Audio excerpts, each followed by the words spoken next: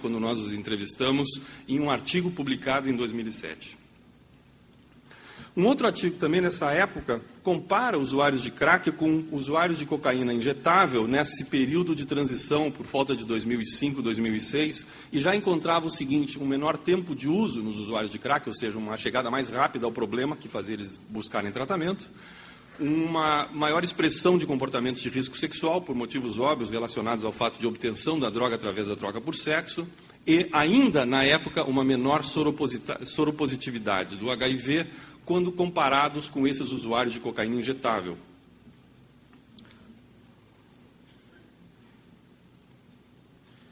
E uma coisa importante da gente entender, eu não vou estender muito o assunto da epidemiologia do crack, é apenas para ilustrar um fenômeno importante relacionado a como a gente obtém a informação sobre uma substância.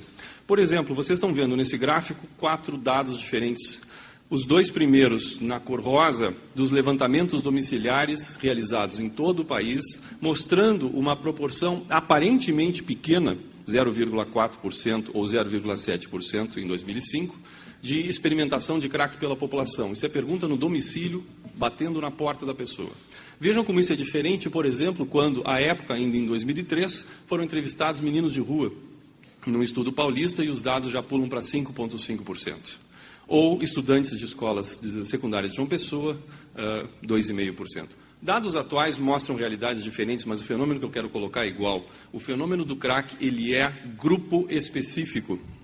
Nós precisamos entender que nós vamos buscar a abordagem para o usuário muitíssimo relacionada ao grupo e ao local, no sentido não apenas geográfico, em que esse usuário vive. Para complicar a coisa, eu tenho por obrigação profissional gerar algum grau de polêmica sobre dados.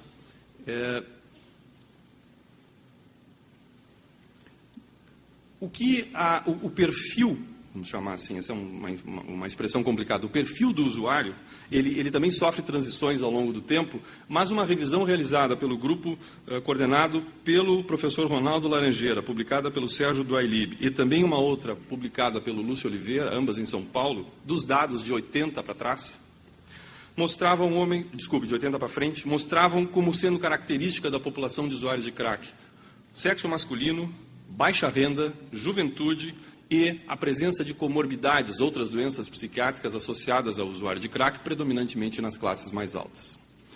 Mas talvez o problema principal, isso que eu acabei de mencionar está aqui, seja o que está nessa setinha, que ainda nesses estudos, principalmente nos estudos da década de 90, o crack e a cocaína eram mostrados como uma coisa só nesses estudos. Então a pergunta era feita sob uma forma genérica, onde todas as formas de cocaína estavam respondidas do mesmo jeito. E isso nos dificulta muito a compreensão sobre o que é exatamente consumo de crack e o que é consumo de cocaína sob outras formas. Eu vou tentar dar um exemplo. Esta é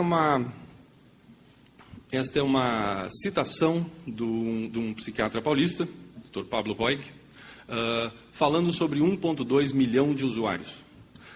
Eu copiei ipsis literis o que está num desses muitos sites que divulgam informações relacionadas a debates sobre drogas. O número de usuários de crack hoje no Brasil está em torno de 1,2 milhão e a idade média para início do uso da droga é 13 anos. Os dados, então, foram apresentados por esse colega de São Paulo durante um lançamento da Frente Parlamentar na Câmara dos Deputados. O número é uma estimativa feita com base em dados do censo do IBGE. Os especialistas presentes na audiência apontaram que os países gastam de 0,5% a 1,3% do PIB como combate e tratamento ao uso de droga.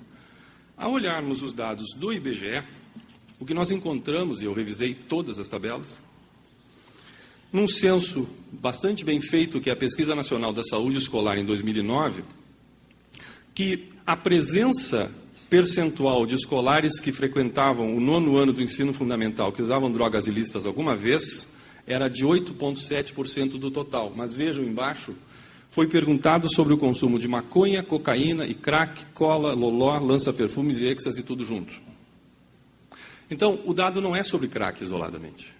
O dado, que é preocupante, é que 8,7% desses alunos já haviam feito experimentação de qualquer uma dessas substâncias. Isso em nada deixa de ser grave, mas isso não é só crack. Então, onde é que eu quero chegar?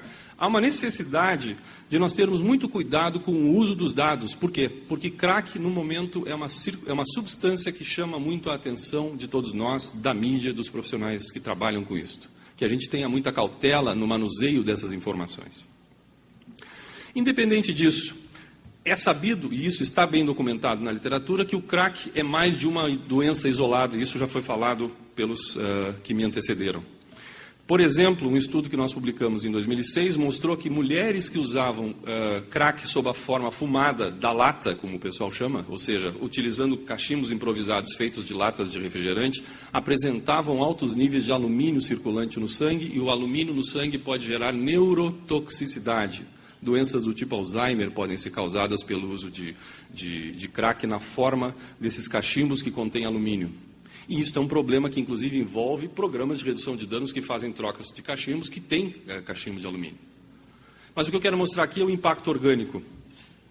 Por exemplo, um outro estudo realizado por Terra em 2004 mostra claramente o que nós todos que vemos pacientes sabemos, o grande impacto que o crack tem no pulmão do usuário, inclusive determinando uma série de doenças que vocês veem aqui listadas.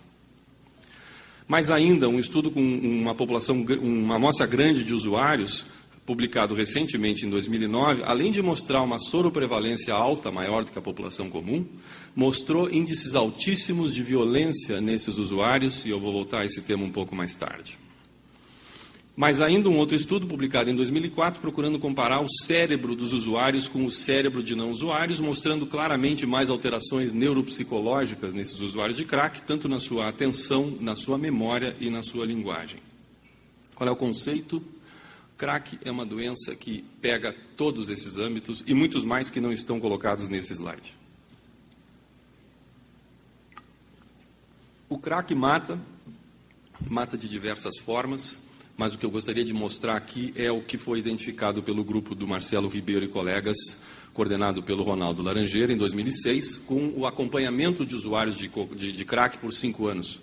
E os dados claramente mostram que ele é uma droga de taxa de mortalidade acima das outras.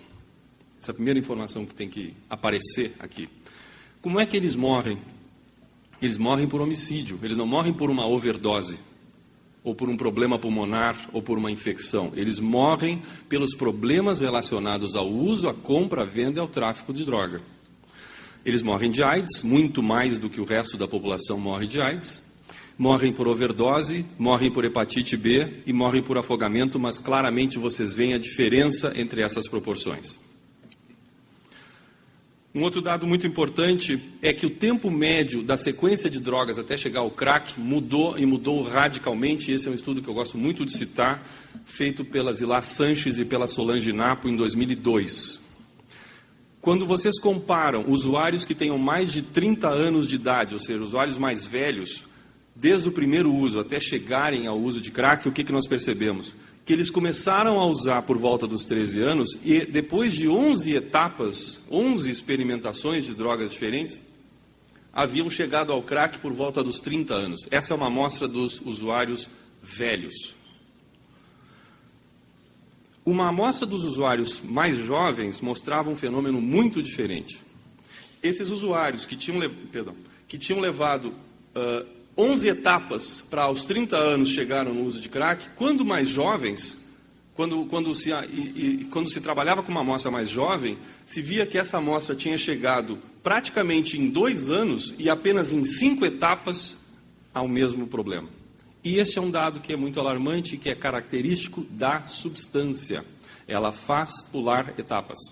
Nós vemos relatos de pessoas cuja primeira droga experimentada foi o crack. E isso é absolutamente incomum para as outras drogas que nós estamos acostumados a evidenciar.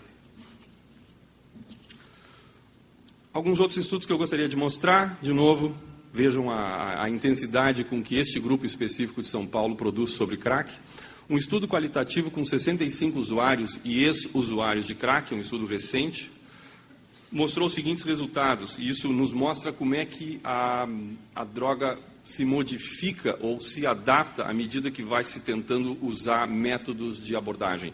A entrega domiciliar de crack, para quem tem condições de pagar e tem um telefone, o crack é entregado a domicílio, né?